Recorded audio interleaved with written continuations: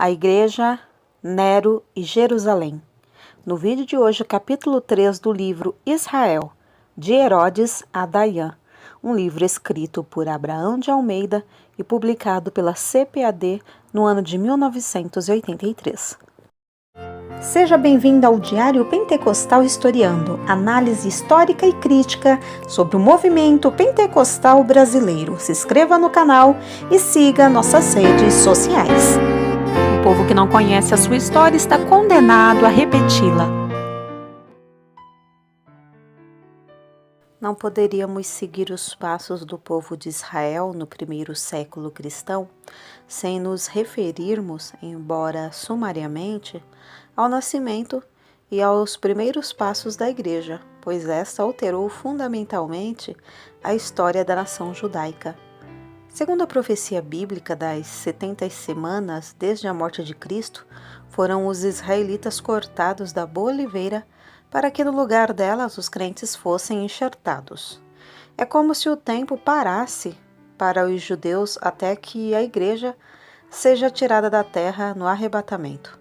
Somente então terá lugar a última semana de anos em que novamente Deus tratará com Israel, e é durante ela que serão cumpridas as profecias acerca do surgimento e da manifestação do Anticristo, da grande tribulação e da batalha do Armagedon.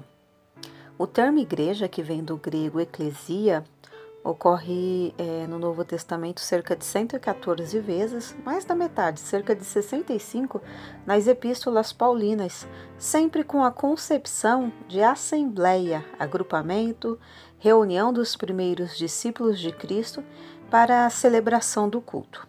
A igreja cristã, propriamente dita, nasceu em Jerusalém por volta do ano 28, no dia de Pentecostes, ou seja, no 50º dia após a Páscoa e no 10º dia após a ascensão de Cristo. Nessa ocasião, Jerusalém abrigava peregrinos judeus de diversas nações, partos, medos, elamitas, mesopotâmicos e forasteiros da Judéia, Capadócia, Ásia, Frígia, Panfília, das regiões da Líbia e do Ponto. O livro de Atos, escrito pelo médico Lucas, cobre somente um período de pouco mais de 30 anos, do Pentecoste até a chegada de Paulo, preso a Roma. Acredita-se que as chaves mencionadas por Jesus a Pedro, dar-te-ei as chaves do reino dos céus, Mateus 16:19, foram usadas pelos apóstolos em Jerusalém, para os judeus, no dia de Pentecoste, quando 3.000 deles aceitaram a fé, e em Cesareia, para Cornélio e seus familiares, os gentios, algum tempo mais tarde. A importância desses dois grandes eventos narrados nos Atos não pode ser subestimada. No discurso no dia de Pentecoste, muitos judeus estrangeiros converteram-se, foram batizados e levaram para suas terras a mensagem do Evangelho. Na casa de Cornélio, o Espírito Santo desceu quando Pedro falava, mostrando a universalidade do Evangelho destinado a todos os povos, raças, tribos e nações. A controvérsia surgida com a entrada dos gentios para a igreja foi muito grave. Acreditavam muitos judeus que o cristianismo fosse apenas uma seita judaica e por isso muito fizeram para impedir a admissão dos gentios no mesmo nível de igualdade, tese que foi refutada mais tarde pelo apóstolo Paulo. Destarte não pode haver nem judeu, nem grego, nem escravo, nem liberto, nem homem, nem mulher, porque todos vós sois um em Cristo Jesus. Gálatas 3:28.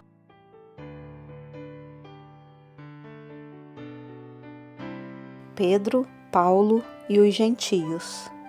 Para dirimir dificuldades doutrinárias decorrentes da conversão dos gentios, reuniu-se em Jerusalém, sob a presidência de Tiago, o primeiro concílio cristão, ao qual compareceram Paulo, Barnabé, os apóstolos, os anciãos da igreja e grande número de discípulos. Havendo grande debate, Pedro tomou a palavra e lhes disse: Irmãos, Vós sabeis que desde há muito Deus me escolheu dentre vós, para que por meu intermédio ouvissem os gentios a palavra do Evangelho e crescem. Atos 15 e 7. Uma perseguição movida aos discípulos em Jerusalém, por ocasião do martírio de Estevão, ocorrido por volta do ano de 35 d.C., o Evangelho alastrou-se rapidamente. Alguns fugitivos iam por toda parte anunciando aos judeus as boas novas de salvação, do que nasceram fortes comunidades em Samaria, Galiléia, Antioquia, capital da Síria, onde também o Evangelho foi anunciado aos pagãos, resultando na conversão de muitos deles. Ao tomarem conhecimento da expansão da igreja em Antioquia, os apóstolos enviaram Barnabé àquela cidade.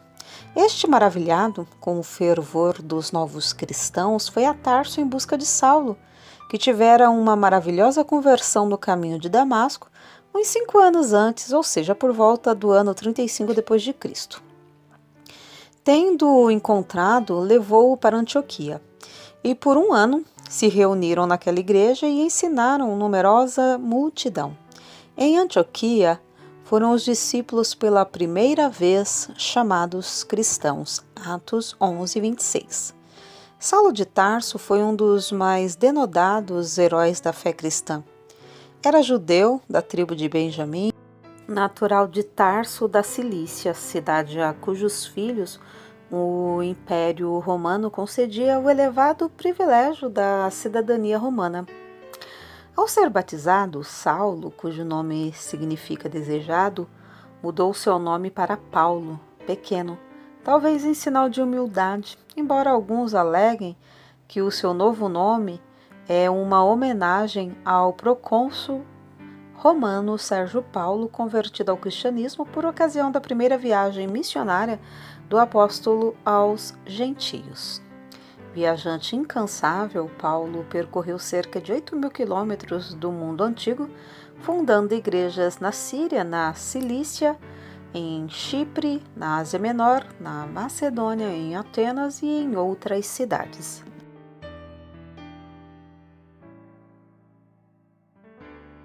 A expansão do cristianismo. Para edificar as igrejas e orientar pastores de comunidades, escreveu Paulo suas famosas e conhecidíssimas epístolas dentro da seguinte ordem cronológica: 1 e 2 aos Tessalonicenses de Atenas e Corinto, em 51, 1 aos Coríntios de Éfeso, em 55, 2 aos Coríntios da Macedônia, em 56, aos Romanos de Corinto, em 57, a Filemon, aos Colossenses, aos Filipenses, aos Efésios de Roma, em 61 e 62, a Tito e 1 Timóteo de Roma, em 66, 2 Timóteo de Roma, em 67, ano em que foi martirizado quando contava 68 anos de idade e 35 de fé. Nesta última carta, o grande apóstolo dos gentios prevê sua morte quando registra: porque eu já estou sendo oferecido por aspersão de sacrifício e o tempo da minha partida está próximo.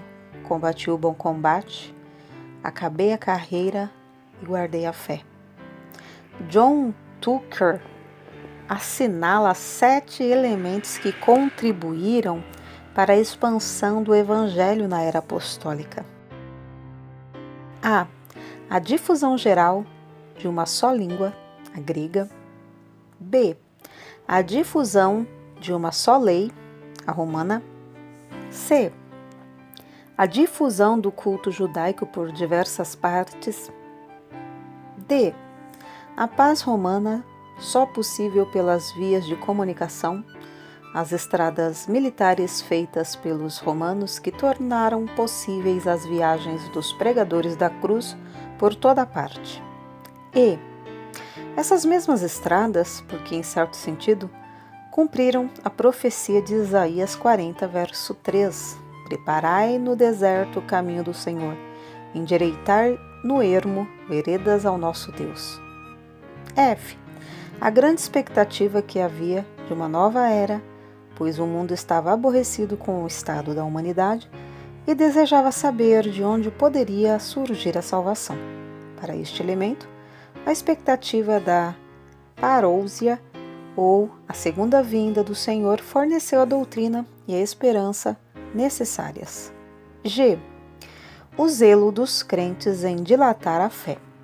Contudo, o fator mais importante na dilatação do cristianismo no período apostólico, sem o qual todos os elementos anteriores de nada valeriam, foi o derramamento do Espírito Santo. Foi na força do Espírito que os discípulos arrostaram toda sorte de perseguições, suportaram longas viagens e pregaram, não com palavras de sabedoria humana, mas em demonstração do Espírito de poder, as boas novas do Evangelho, poder de Deus e sabedoria de Deus.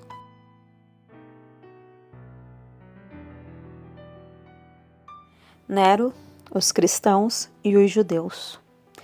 Nero, o imperador romano, responsável pela morte de Paulo e de inúmeros outros cristãos, subiu ao poder em 54 d.C., em lugar de britânico, o legítimo herdeiro, em virtude do auxílio de Agripina, mãe de Nero. Descrito como curto de pernas, grosso de pescoço e barrigudo, não ostentava Nero qualquer virtude. Cometeu inúmeras atrocidades, como o incêndio de Roma em julho do ano 64 d.C., provocado por ele mesmo e cuja culpa lançou sobre os inocentes cristãos. Em decorrência dessa calúnia, inúmeros cristãos pereceram da maneira mais cruel possível. Alguns foram vestidos em peles de animais ferozes e perseguidos pelos cães até morrerem. Outros foram crucificados. Outros, envolvidos em panos, alcatroados e depois incendiados ao pôr do sol, para que pudessem servir de luzes durante a noite. Nero cedia o seu próprio jardim para essas execuções e apresentava ao mesmo tempo alguns jogos de circo, presenciando toda a cena vestido de carreiro, umas vezes a pé, no meio da multidão, outras do seu carro. A execução de Agripina, ordenada por Nero, seu próprio filho, dá a ideia da devassidão desse monarca e da crueldade da Roma imperial dessa época.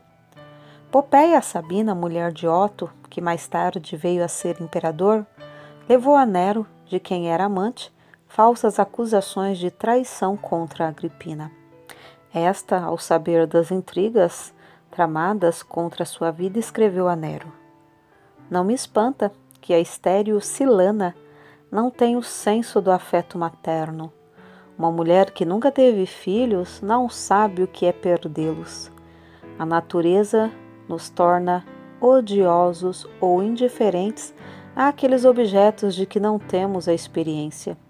Admira-me que, prestando ouvidos a intrigas, possas dar crédito a semelhante desumanidade. Admira que, prestando ouvidos, não conheces, meu filho, a afeição que todas as mães nutrem pelos seus filhos? O nosso amor não tem limites, alimentando incessantemente por aquela ternura ignorada de todos, exceto de nós mesmas.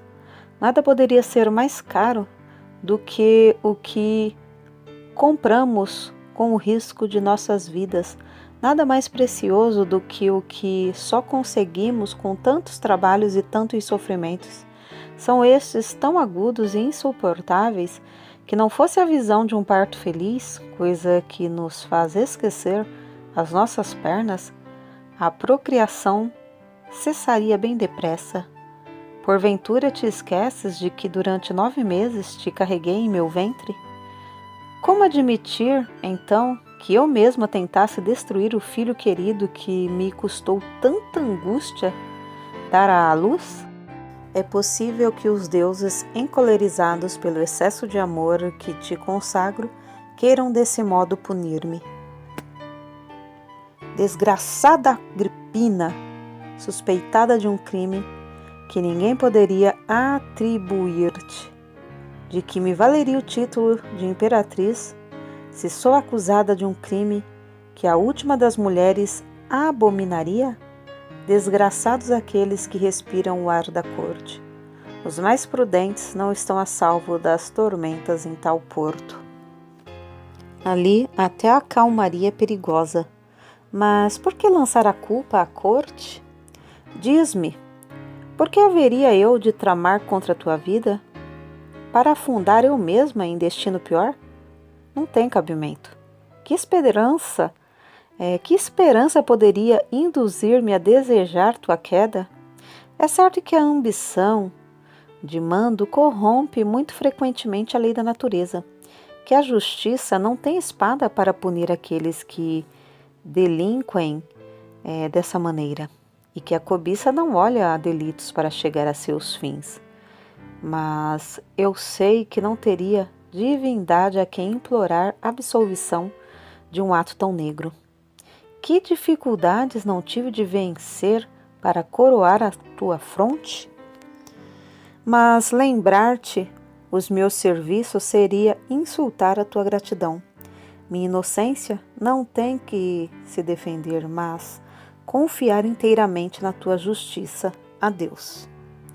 Longe de se deixar convencer pela carta de sua mãe, Nero ordenou a sua execução no ano de 59 a.C.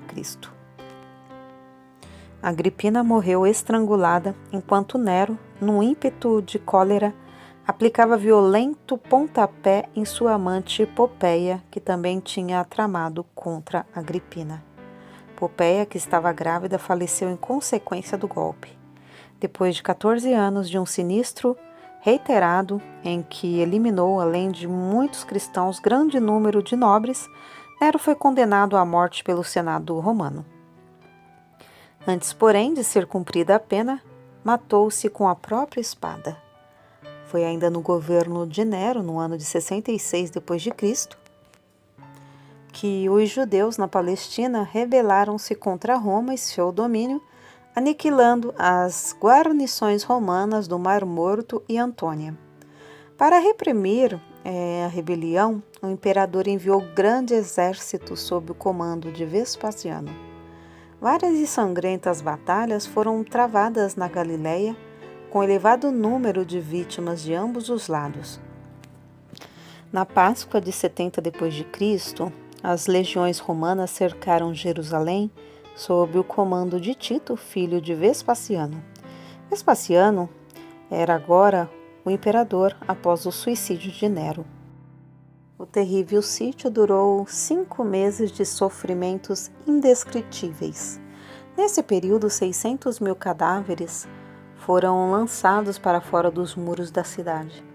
A peste e a fome encarregavam-se de dizimar centenas de pessoas diariamente.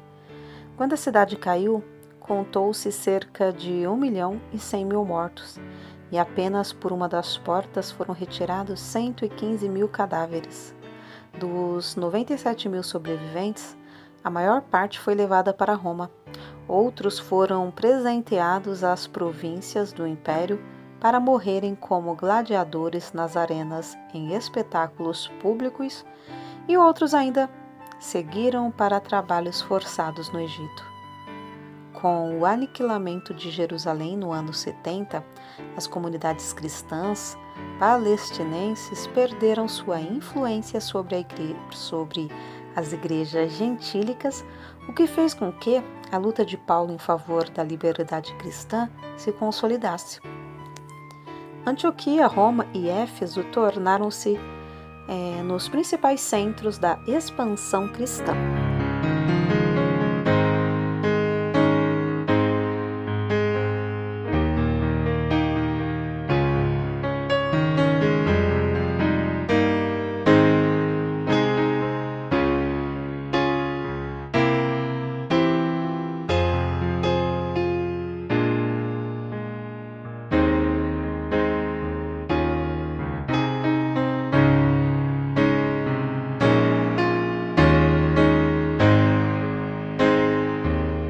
porque nada podemos contra a verdade, senão pela verdade. Segunda carta aos Coríntios 13:8. Se você gostou do conteúdo deste vídeo, se inscreva no canal, deixe o seu joinha, compartilhe e ative o sininho para receber do YouTube as notificações dos novos vídeos.